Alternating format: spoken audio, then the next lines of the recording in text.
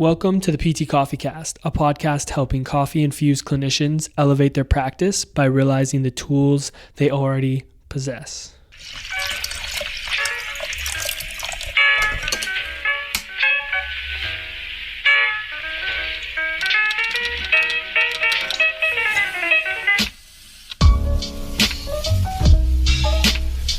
What's going on, guys? Welcome back to the PT Coffee Cast, brought to you by The Movement. My name is Dalton, and I'm coming at you guys with another episode this week. I know I promised my beautifully bearded friend in 2025, but he is not yet back on another episode. So I'm going to be here ranting about a thought that I've had. But before we do that, I want to thank you guys for tuning in, joining us in 2025. If you aren't subscribed to the podcast, make sure you subscribe so you don't miss out on any new episodes. The other thing is we're looking for a few more people to join our mentorship program. We are launching another cohort here at the end of February, start of May, and we're looking for a few more people to jump in and join us. So if you're interested in that, check the link in the description of this episode or the bio of our Instagram page at PT Coffee Cast to learn more about the mentorship and to fill out an application so we can chat a little bit about getting you in for the next cohort. But let's dive into today's episode. And today I want to talk about 3 things that I would consider if I was pursuing a physiotherapy job. So obviously I own my own business. I haven't had to interview for a job in a really long time. I haven't had to really consider what it would look like to join a team. But if I was to do that and have to do that, these are the 3 things that I would consider. Number 1 is going to be the environment. So for me, this is super key. The clinical environment is huge to the way that I treat on a day-to-day basis. So one thing that I would definitely be investigating a lot is, what does the clinical environment look like? Do they have an assessment room with good space, access to a whiteboard? Do they have a gym space, which is most important to me? Do they have a gym space that allows for you to be active with your clients? Do they have equipment that allows for you to load your clients the way that you want to, challenge them the way that you want to? These things are really important because I think a lot of times what sets us up for success as clinicians is to be able to do the things that we want to do and treat the way that we want to treat with the philosophies that we have.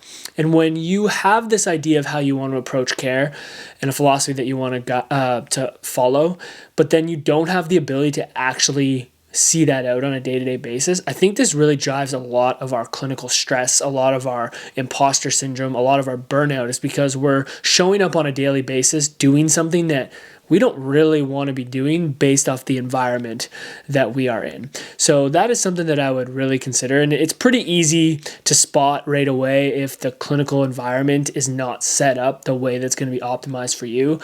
Like for me, if there was no gym space, there was dumbbells that only went up to 20 pounds, there was only bands tucked away in a corner, and majority of the gym space was filled with beds and curtains and all that stuff. Like, this is something that I would probably really evaluate and consider maybe not working at that place.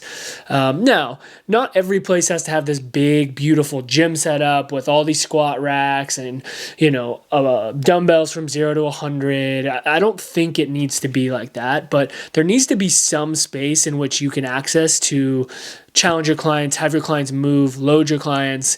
And I think going into an environment that's open to you bringing in more tools, dumbbells, weights, equipment that you can use to actually load your clients the way that you want. So clinical environment would be a huge, huge thing for me. And I think a whiteboard, if they don't have a whiteboard up, request a whiteboard, because I think every clinic should have a whiteboard in every assessment room, because you should be spending a lot of time on that whiteboard educating and guiding your clients. Number 2 for me would be the team vibe. So this is super important. You're going to be spending a majority of your time in your life with the people that you work with. If you are working in an environment that has a negative vibe, where people aren't excited and fired up to be there, they're negative, they're depressed about being there, they're not happy. doing what they're doing, that is going to weigh on you a ton, and it's not going to provide you with a great experience. Now, I think in most physio clinics, the vibes are relatively high. You got a good group of people that you're working with. So I don't think this is super, at least in my experience, it hasn't been like super toxic or super negative in any way, but I would be looking for an environment with a team that has a couple things. So for me, it's going to have to hit on a couple principles. One, it's going to have to be team oriented. It's going to be that locker room team kind of vibe where everyone's encouraging each other, everyone's hanging out, everyone's having fun, everyone's, talking, bantering, all that stuff. Like, I really think that is super important. The other thing is it has to be an active environment. For me, the people that I'm around need to be motivated to move. They need to be motivated to challenge their body. They need to be motivated to get out and get after it. Now, again, I don't think your whole clinical team has to be out there running ultra marathons and doing all that stuff, but I do think that the environment for me would need to be very active, and there would need to be people getting after it and pushing themselves and being active on a daily basis. That's another thing. And then the third thing for me is having a growth mindset. So having a team vibe that is growth oriented, that is trying to get better, is trying to learn more, is trying to further the way that they approach care, trying to provide the best evidence-based service that they can provide, and just in general are trying to develop themselves as people. I think that's really, really important to me. And I think this is something that should be really important to every clinician that is continuing on with their career. To have a growth mindset is super important to have success in a profession. You need to be around a team, a group of people that put that at the forefront. So that would be the second thing.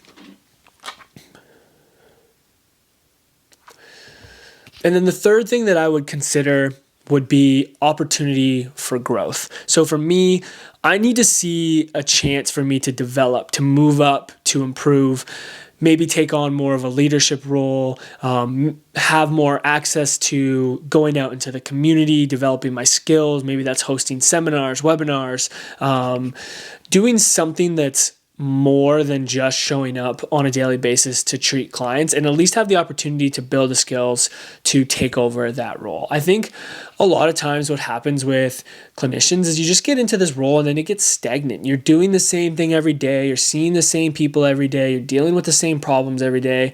And that can become, super mundane and really drive you to have that burnout type feeling.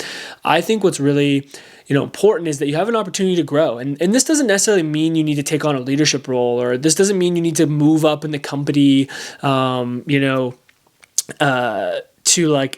this doesn't mean you need to move up in the company, but I think having opportunity to maybe grow a role in the social media side of the business for, the clinic, to grow a role in the community engagements, to grow a role in the partnerships, to, be able to maybe be the events manager for your clinic where you're setting up meetings and you're setting up like team workouts and team dinners. Like, I think there needs to be opportunity for growth in that way so that you can build and flex your skills into different areas other than just showing up and treating a client on a daily basis. And even if you don't want to move up and you just want to show up and treat, the opportunity to be able to pivot to that or to be able to explore those things, I think are really important. So that would be another thing that I would make sure that a clinic would have or be willing to offer if I was looking for another role. So those are the three things that I would consider if I was going out to find another job today.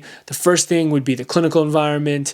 Do they have space for me to, do exercise, push my clients? Do they have the equipment to do so? Do they have a whiteboard in their room? Is the environment set up to foster, connection and having a good experience? That'd be number one. Number two is the team vibe. The vibes need to be high, as we all like to say. It needs to be good communication. It needs to be good relationships with the people that you're working with on a daily basis. It needs to be positive. It needs to be moving in a common direction to help serve your clients. Like, you need those vibes to keep you motivated, to keep you feeling good. You're going to be working with these people every single day. You're going to spend majority of your time with these people. It needs to be a good vibe. It needs to be motivating. It needs to be positive. And then lastly, Lastly, it's going to be opportunity for growth, the ability to move up to a leadership role, the ability to maybe develop the social media side of a company, maybe the event side, opportunity to do something to flex your skills outside of just what you're doing from a clinical standpoint. So those are the 3 things I would consider.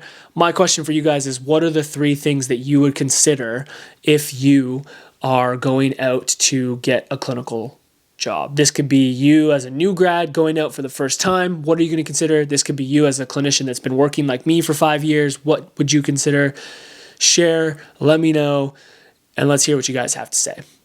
But that's all I got for today. Hope you guys enjoyed that episode. I'm hoping we get Will back on here for some conversation. I actually do have some interview episodes set up, so we'll be getting back to the basics of the interview, the PT Coffee Cast here in a couple weeks, which will be fun. But thanks for tuning in, guys. Make sure you subscribe to the podcast. If you're interested in the mentorship, check out themovementmentorship.com.